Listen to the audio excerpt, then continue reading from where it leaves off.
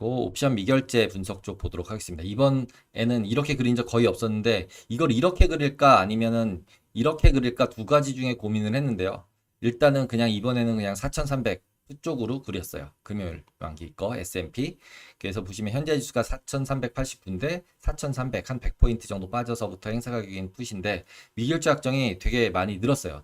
이게 지금 이제 그 EOM이에요. 그러니까 위클리 옵션이 아니라 EOM, 먼스 엔드가 있더라고요. 그래서 엔드 오브 먼스. 그래서 EOM이라고 불리우는 만기에 옵션이 있어요. 똑같이 만기일 마지막 금요일이 위클리로 안 되고 그 월 말이어서 EOM 옵션이더라고요. 그래서 그걸로 찾아보면 지난주 대비해서 일주일 남은 옵션 대비해서 지금 약간 올랐지만 지난주는 이제 휴일이 하루 있었으니까 실제로는 변동성 그렇게 큰 차이는 아니라고 생각이 들어요. 약간 오히려 빠진 수준인 느낌? 이라고 보시면 될 것 같아요. 그리고 여기서 지금 보시면 제가 아까 이렇게 그릴까라고 좀 고민을 했다라는 게 뭐냐면 4,350 있고 4,300 행사 가격인데 여기 보시면은 파란색하고 노란색 있잖아요. 파란색은 콜이고 노란색이 풋인데 풋하고 콜하고 두 개가 비슷하게 있잖아요. 미결제 약정이.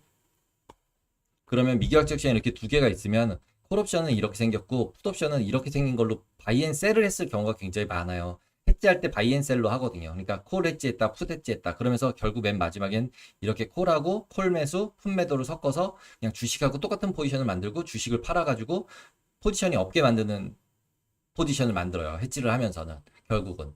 왜냐면 인더머니는 거래가 잘 안 되고 아웃더머니 외가격은 거래가 잘 돼요. 그러니까 거래가 잘 돼졌을 때 그거를 다른 반대편 거 콜이면 풋으로 풋은 콜로 해가지고 바이앤셀을 거꾸로 해가지고 선물이랑 똑같게 만들어서 두 개가 이렇게 매치가 된 데서 그냥 0이 되게 포지션이 없어지게 만들어요. 그러면 결국 여기는 이만큼 포지션이 없어졌다라고 볼 수 있고 요만큼만 남아 보이는 거죠. 별로 안 많잖아요. 한 크기상으로 보면 한 3, 4천 개 정도밖에 안 돼 보이니까 이거를 그냥 무시했다고 치면 실질적으로 보면 얘만 4,300만 지금 거의 2만 개 가까이 되거든요. 그러니까 4,300을 바이했을까 셀했을까 생각을 해보면 지금 변동성이 너무 낮은 상태이니까 그래서 약간은 매수하는 쪽에서 세력들이 매수를 했을 것 같다라는 생각이 들고 그 요인으로 또 이제 풋 같은 경우에는 굉장히 미결작정이 증가했어요. 50만 개 전체적으로 50만 개가 증가했어요.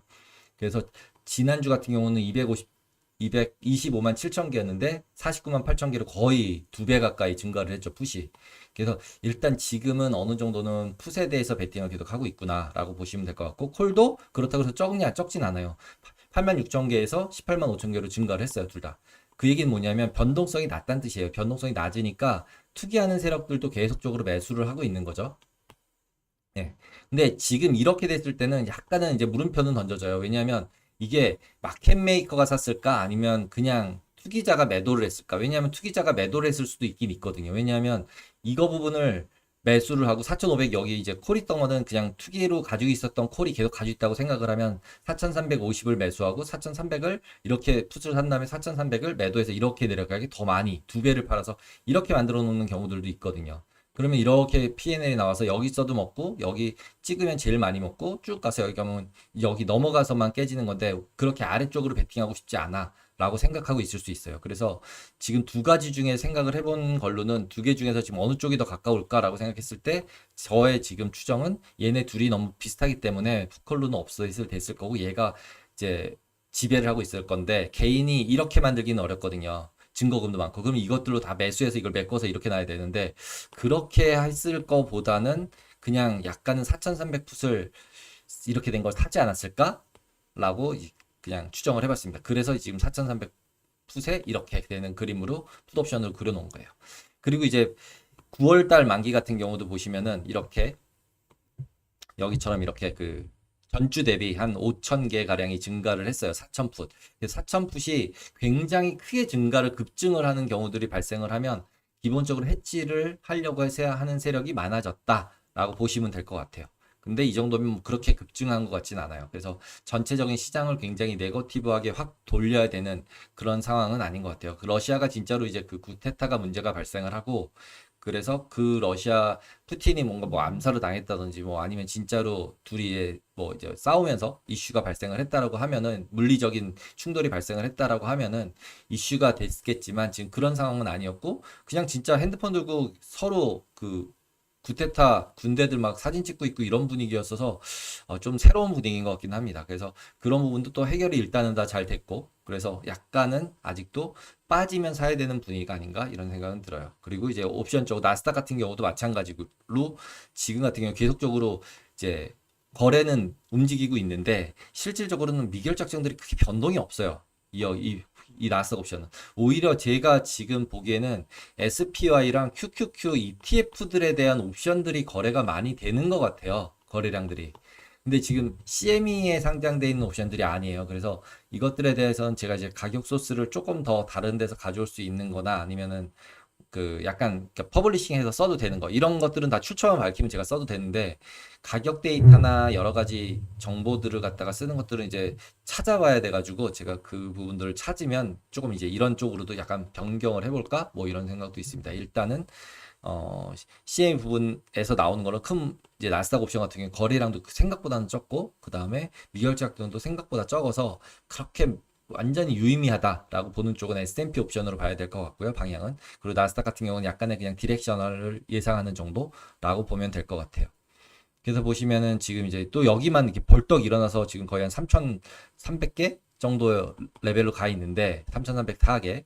근데 이게 지금 아까 얘기해 주셔가지고 고쳤는데 저도 착각을 했었어요. 그냥 여기가 벌떡 일어나 있길래 이게 그냥 푸시라고 생각했어요. 생각해보면 이게 콜이에요. 그래서 콜 옵션이 이렇게 증가되는 게 혼자 있잖아요. 지금 여기 보시면은 이거를 그럼 이제 어떻게 생각을 할 거냐라는 거잖아요. 그러면 이렇게 돼 있다라고 치면은 콜 옵션을 여기 돼 있는데 인더머니 콜을 샀을까? 매수했을까라고 생각을 해보면 물음표가 던져져요. 이 얘기는 뭐냐면 이거는 이 옵션을 저희가 계속 모니터링을 했던 게 아니잖아요. 기존에 있었다가 만기가 일주일 남으면 가져오는 거다 보니까 얘는 누적됐을 가능성이 크고 그 다음에 누적됐을 가능성이 크고 누적됐다라고 하면은 이거는 예전에 산 다음에 계속 주가가 올라서 지금 인더머니 상태 이만큼 먹어놓은 상태죠 지금 예를 들면 그러면 14,950 하고 15,214, 15,214하고의 차이만큼 지금 수익이 나고 있는 상태인 거죠. 314만큼 포인트만큼의 수익이 나 있는 옵션이죠. 그러면 옵션 프리미엄은 314 플러스 시간가치만큼이 플러스로 돼 있겠죠. 가격이. 그래서 지금 이 포지션을 가진 사람은 매수자가 투자자일 것이고 그러면 여기서는 마켓 메이커는 무조건 숏 포지션을 가지고 있겠다. 라고 생각이 들어요. 그래서 여기로 내려가면은 숏감마가 생기겠구나.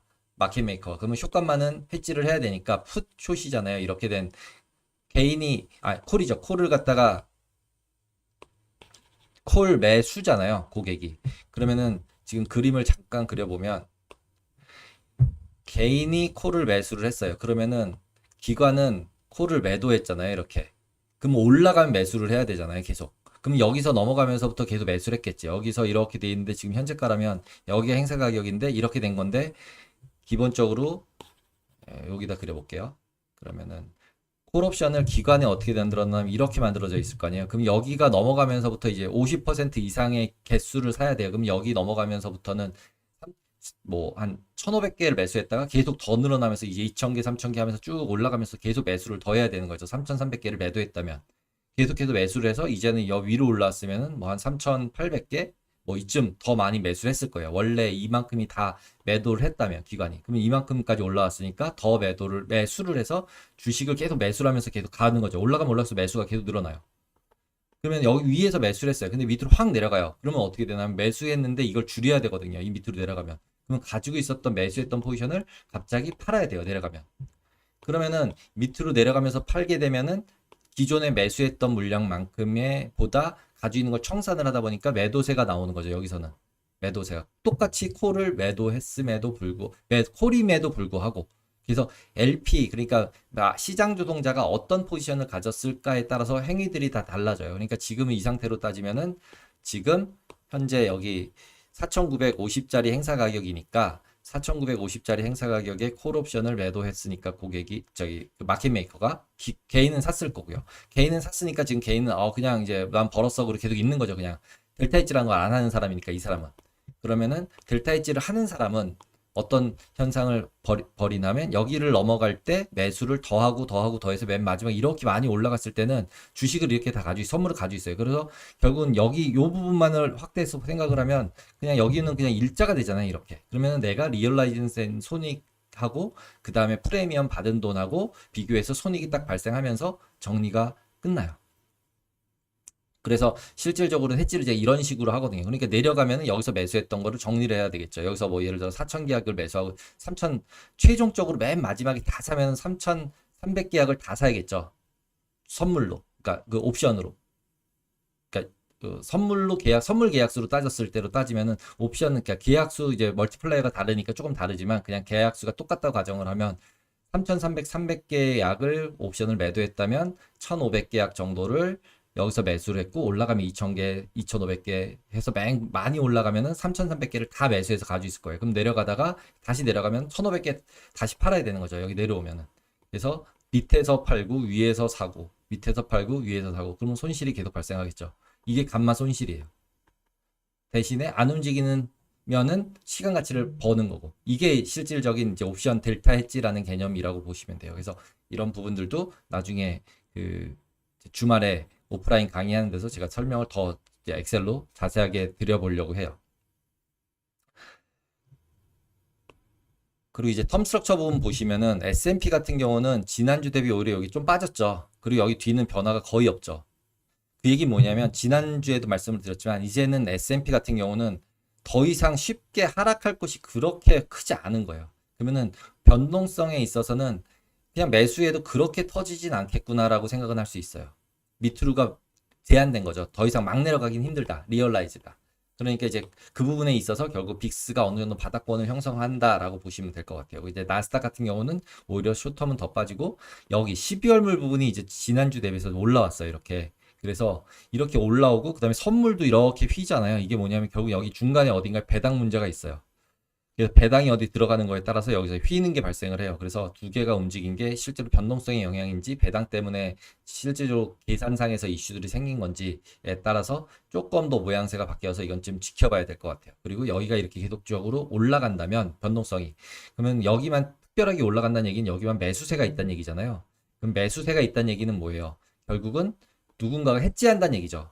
해지하고 싶어야지 풋옵션 사는 거잖아요. 혹시 모르니까 야, 이거 모르겠다. 이거 연말까지 모르겠고 9월 달에까지 한번 일단 막아보자. 9월 중에 여름방학 끝나고 날 때 이제 확 빠지면은 벌어야지. 그리고 이렇게 된 거를 사서 사는 사람이 많으니까 변동성이 올라가서 내재 변동성이 따라서 올라간다라고 보시면 될 것 같아요. 그래서 연말까지를 12월물도 중요하게 봐야 되고 기본적으로는. 근데 지금 이거 같은 경우는 뭐 구조상으로 보면 12월물, 내년 3월물, 이게 내년 6월물이니까 내년 6월물은 더 높아져 있는 상태잖아요. 그러니까 결국은 뒤쪽 부분이 더 높은 게 노말이에요. 일반적인 상황이에요. 그리고 그때 상태가 지금 21% 정도니까 지금 실제로 보면은 한 16의 1% 움직이는 거라고 매번 이제 말씀을 드렸잖아요. 그러니까 이제 러프하게 이 정도면은 1%, 한 1.5% 정도씩 움직이는 애구나라고 생각해 정도로 움직이는 거로 지금은 이제 1%막 언더로 1% 정도 움직일 거라고 생각하는 거죠. 19니까 1%보다 조금 많게. 그러니까 지금 실제로는 뒤쪽이 더 움직이는 거니까 아까 앞에서도 봤지만 금리 쪽에서도 여기 내년도에 이런 거를 자꾸 그리잖아요. 지금 금리 인하 뭔가 something happen 한다는 얘기죠. 예. 그거에 대한 부분들을 어느 정도 반영을 하고 있다라고 보시면 되고 지금 최근에는 특별하게 악재들이 자꾸 안 보이니까 숏텀은 계속 내려가더라 이렇게 보시면 될 것 같아요.